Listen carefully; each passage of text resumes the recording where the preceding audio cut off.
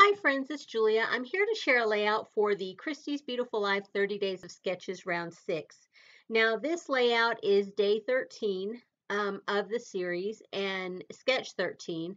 And so on the original sketch it showed pattern paper in diagonal strips across the paper. I'm going to vary that a little bit, do my own spin on it. And put some washi tape down in its place. I saw someone else do that, and so I thought, perfect.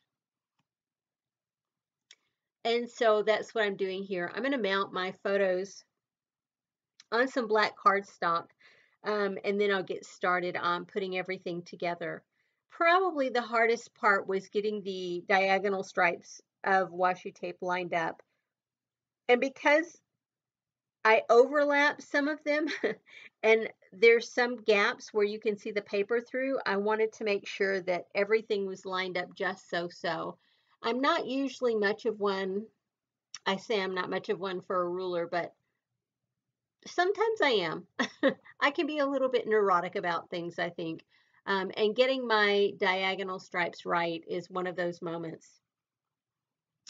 But anyway, I am using my October 2019 Counterfeit Kit Challenge kit to make these layouts so far this month. Now, it started off as a really huge kit, and so I'm still able to use lots of it to create the pages that I am.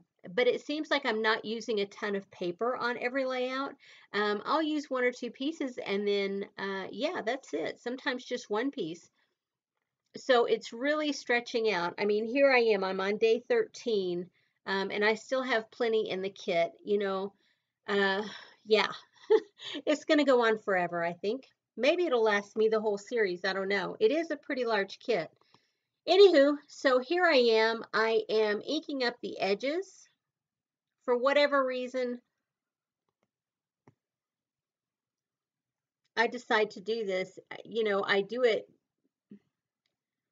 probably to break up the background of all the words on the page, the busyness of the page, to break it up a little bit from the black background, to kind of fade it into black, if that makes sense, instead of having that stark edge, because sometimes when you have that stark edge of paper against a black background, it almost amplifies the cut edge, the white inner core of the paper. And same with all these little bits of embellishments and things. If they are on a like punch out pack or whatever, sometimes you can see the white core of them. And when you put it against a black background, it just amplifies that. So here I'm taping my background paper down to the craft mat, only so that I can line up my diagonal stripes of washi tape evenly. I say I'm not much on rulers, but there are some instances where I am, and this is one of those instances where I want to be exact with my measurements, if you will, where the strips go, because there's going to be the pattern paper showing through the background. And if I'm not exact, then you're going to see a widening gap like what you see there. It's a lot thinner at the top than it is at the bottom. Initially, it may not look like, but as I go through and continue to add on bits and pieces of washi tape, you'll see. And it's all because of that one piece of washi tape. So, yeah, I'll get that laid down there, and that border between the two is a lot better. A lot of these are ones that I have pulled from my stash, the blacks anyway. The grays were part of my kit. I did put down black and white there. It almost looks pretty transparent. Where this strip is going over, it is black and white, but it's got a fine detail on it, a fine line detail. And so I'm looking for what else I might have. And this is kind of a grayish beige, a grayish. And so it is, I have gotten a lot of use out of it in putting these pages together. But it's a pretty thick roll of washi tape, and I have tons to work with. And I'm so proud of myself. I'm at the very end of a roll of washi tape. That was it. That was the last little bit, and it's one of my favorites. I don't have a marker on the inside to tell me where it came from, I don't think. But I have used it all. Here's a little bit of silver I added in only because I wanted that little extra touch. I have those two grays, the grayish and then the gray stripe, and then I wanted something a little bit more silvery or gray, so I just pulled another washi tape from my stash.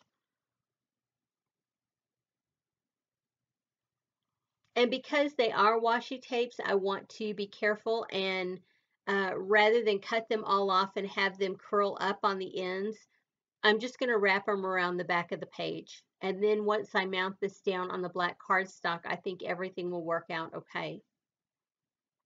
I won't have to worry about those lifting off the page. Sometimes that can be a bit frustrating when you have washi tape and it curls up at the edges if you cut it straight across there. So I would rather have it wrapped than not. And I'll put a little extra washi or a little extra roller tape on there to just make sure that nothing pops up from around the back side of the page. So there's my background. Pretty simple, right? Now to get on with the fun stuff. And it's not, the layout itself is not too busy with embellishments. It's not as embellishment heavy as some of the things that I create.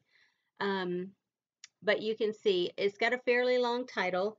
It says, "You are our everything." And then I've got the journaling pretty much down with the letter stickers. And it says, "We are so lucky to have you in our life." And so that's going to go down. And then I have some additional embellishments. This was a pretty quick layout to come together. And there's not a whole lot of embellishment to it, considering my taste in scrapbook layouts and embellishing. But I think because of the very busy, wordy background and the washi strips, I think it's plenty busy.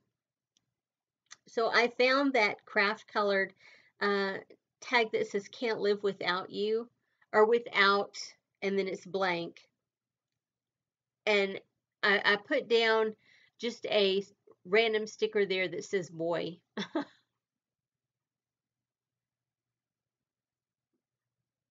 Or it's not a sticker. I guess I made it into a sticker. Those are those little pop out pieces from Scrapworks from a long time ago. They were to fit inside those metal holders. Well, I got rid of the metal holders that I had. They were just a pain in the bottom to work with, and I really didn't have that many left, but what I did have left I got rid of. But I kept all the little words that went inside. And I think I had the squares and the circles. So you can see that was a little arrow there, and I just cut it off and tucked it right there on the edge of that photo, and it's going to leave me a place to put the date.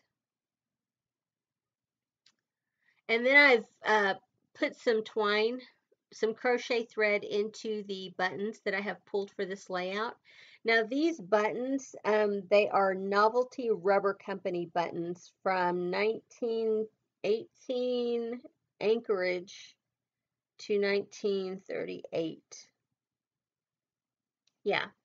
So they've been in my stash for a long time. I don't remember what they came on, but yeah, obviously they're not super old, but they're made to look old, and I've had them for probably a good 15, 20 years in my stash.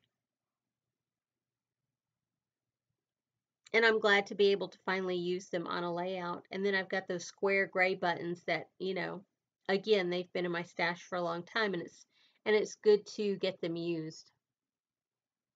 So I will have close-up photos at the end of the layout, so make sure you stick around and watch those. There's, like I said, there's not a lot of fussy little detail to this layout. It's pretty simplistic.